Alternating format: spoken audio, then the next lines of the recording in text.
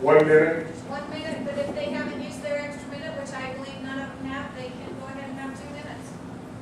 Okay. We'll ask first Mr. Satterthwaite, and then Mr. Uri, and then Mr. Russell, and then Mr. Swanson, and then Mr. Diggler, and then Mr. Tatum. I think it's a great opportunity for us to be involved as we are tonight, because it's the way the Constitution allows us to work as a people to govern ourselves. I'm honored to be on the ballot for you to choose if you agree with how I feel about running government in the city of North Ogden. I think it's a wonderful place to be. My wife was born here and has lived here all of her life until I took her away for a few years, but we're back, and I think we're back for good. And we want to make this the community that all of you want to live in.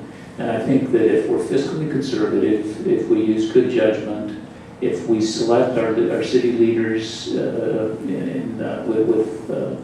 good judgment on your part, that we can remain a city that everybody wants to live in. I look forward to working with you and for you if you'll elect me to the city council.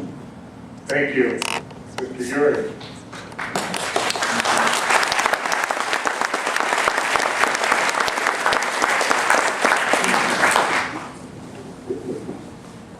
I had a marketing position with the employer I worked with, and we went to a lot of training, and the training, one part of the training is in marketing was you need to ask for the sale. I guess I feel honored to be able to be on the ballot to represent you, and so I'm asking for your vote. And I want to keep, as does Lynn Satterthwaite, I want to keep North Ogden a good place, an excellent place in which to raise our families. And I'll do that in a fiscally conservative manner, but I will also address the needs that you think are really needs. Mr. Russell.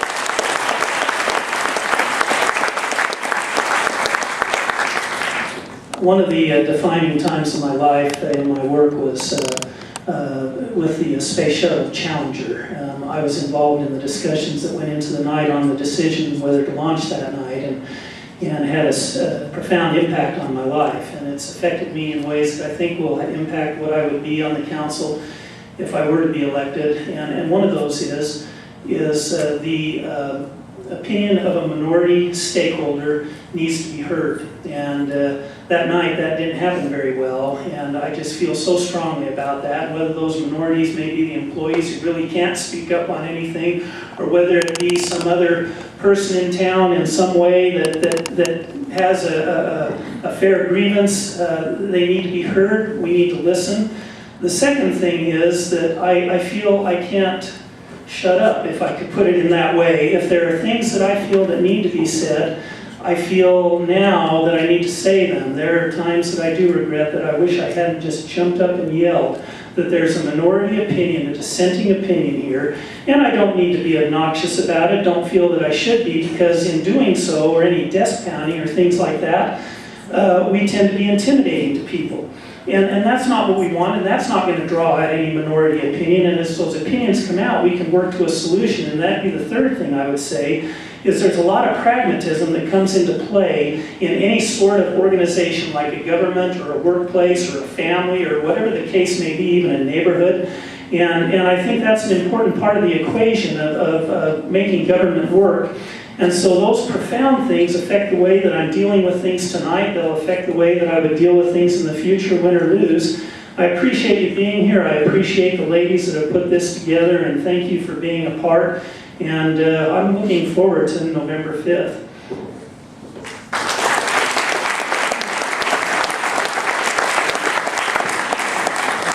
Mr. Swanson. Thank you. I appreciate all of you being here tonight. This is the kind of public involvement that will keep our city the great city that it is. Like Mr. Uri, I've got a background in sales, and I'm asking for your vote tonight. I'm hoping that what I've said tonight has resonated with you, and that when you go to the ballot box, whether it be in early voting or on November 5th, that my name will be one of those that you select. There are two promises, and these are the only two promises that I can make as an elected official. One is you'll always have my ear. We may have differing opinions, but I'll always listen. I'll also expect that you listen to my opinion and that it's in that conversation that we can come to common ground. The other guarantee that I can make you is that at some point I will vote in a way that you don't like, but that I believe is in the best interest of the city. Again, I really appreciate you being here. I'm grateful for the citizens of this city and hope that you vote for me. Thank you. Thank you.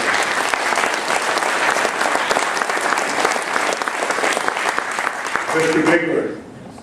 Well, thank you for coming tonight, and I am very, very honored for the last 4 years almost to have served you and to try to represent you. I have not tried to govern from the high and mighty chair in the council chamber. I'm amongst you, and I just feel like I'm a resident, and I make decisions based on how it affects you and your family, your pocketbook, also your quality of life in North Ogden. I believe in having wonderful parks and recreations. If all of my children have used those, but I believe I'm willing to pay to play. But I believe that that's an important part of a community, and to plan ahead for all these things. And we've been working so hard for 4 years to make things happen, and I hope I can continue that on your behalf. I have tried to be your voice.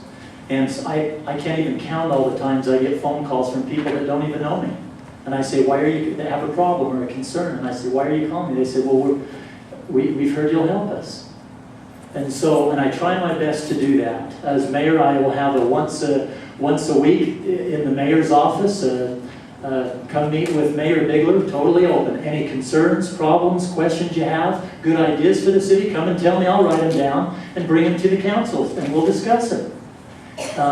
We can't solve every single problem or ever do everything that everybody wants all the time, but we can respectfully listen, and we can, if we can't do it, we can explain why we can't, and maybe try to work together to help you out.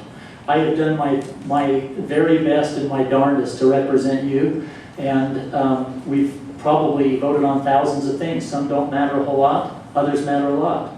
And so on some of those things, I've been willing to lead the way on your behalf. And I would hope that if you'll vote for me, I will continue to do that, and you will have a voice. Thank you.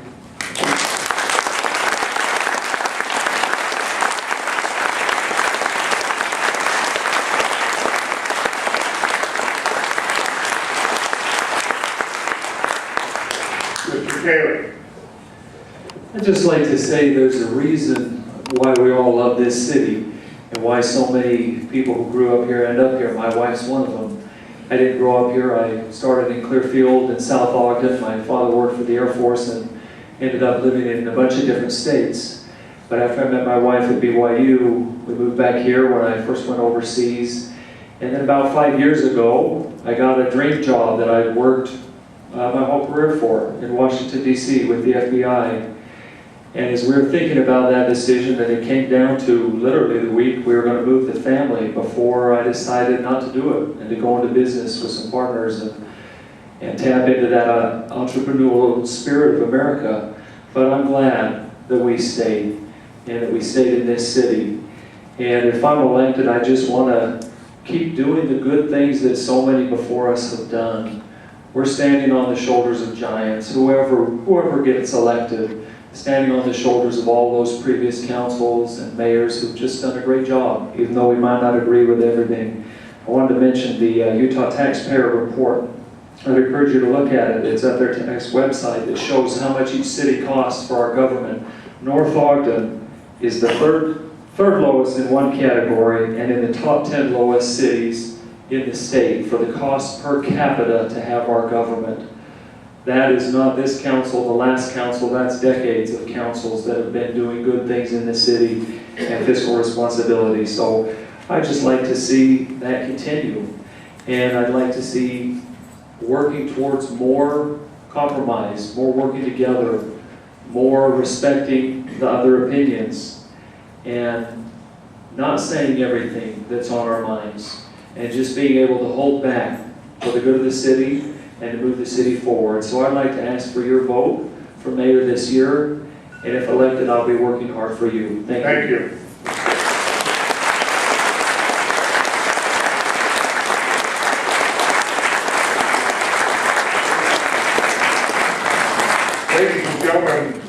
I'd just like to say how grateful I am for the opportunity to come and hear these great people.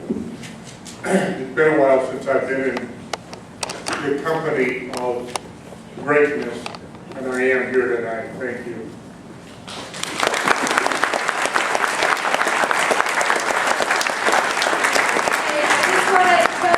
That I'm going to take the rest of these questions and I'm going to go through and kind of condense them, and I will submit them to the candidates and allow them to answer me back, and then I will send all of the answers. I will make sure all the candidates have links to that so you can get with them and find out what the answers were in whole.